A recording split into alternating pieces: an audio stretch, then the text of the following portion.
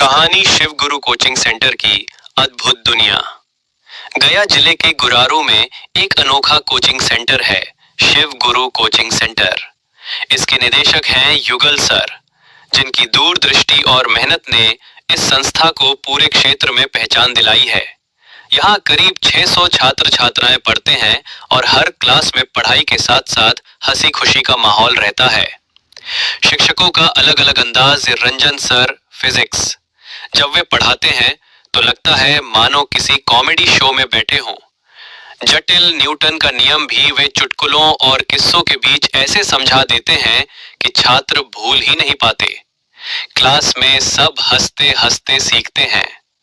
भोला sir maths, गणित की गुत्थियां सुलझाने में उनका कोई जोड़ नहीं।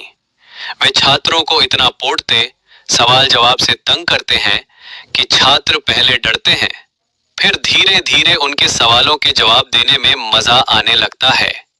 अनुज सर केमिस्ट्री, उनकी क्लास में सब कहते हैं बस यही असली केमिस्ट्री है। उनका पढ़ाने का तरीका इतना आसान है कि पीरियोडिक टेबल भी दोस्त बन जाता है। अमित सर बायोलॉजी, उनकी क्लास में एक अलग ही नजारा रहता है। वे पूरा प्रयास करते हैं मगर छात्र अक्सर ध्यान भटका कर कुछ और करने लगते हैं। कई बार वे कहते हैं भैया जरा ध्यान तो दो, नहीं तो बायोलॉजी आपसे ध्यान मांगने आ जाएगी। श्याम बिहारी सर इंग्लिश, उनकी खासियत है आसान भाषा। कठिन अंग्रेजी शब्दों को भी वे ऐसे समझाते हैं कि छात्र सोचते हैं अरे ये तो बड़ा आसान था। शिवम सर संस्कृत, उनके पढ़ाने का तरीका इतना सरल है कि सबको लगता है जैसे हिंदी ही पढ़ रहे हो। रोहित सर सोशल साइंस, जब वे पढ़ाते हैं तो हर टॉपिक एक कहानी बन जाता है। छात्र इतिहास को किताब में नहीं बल्कि अपनी आंखों के सामने घटता हुआ महसूस करते हैं। क्लास का माहौल, हर क्लास में सवाल जवाब का सिलसिला चलता रहता है।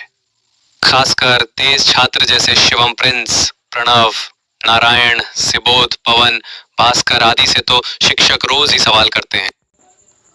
एक दिन की बात है, रंजन सर ने हंसते हुए पूछा, नारायण अगर न्यूटन के तीसरे नियम को मजेदार अंदाज में बताना हो तो क्या कहोगे? नारायण तुरंत बोला, सर जैसे आप मजाक करते हैं और हम हंसते हैं वैसे ही हर क्रिया की प्रतिक्रिया होती है। क्लास ठहाकों से गूंज उठी।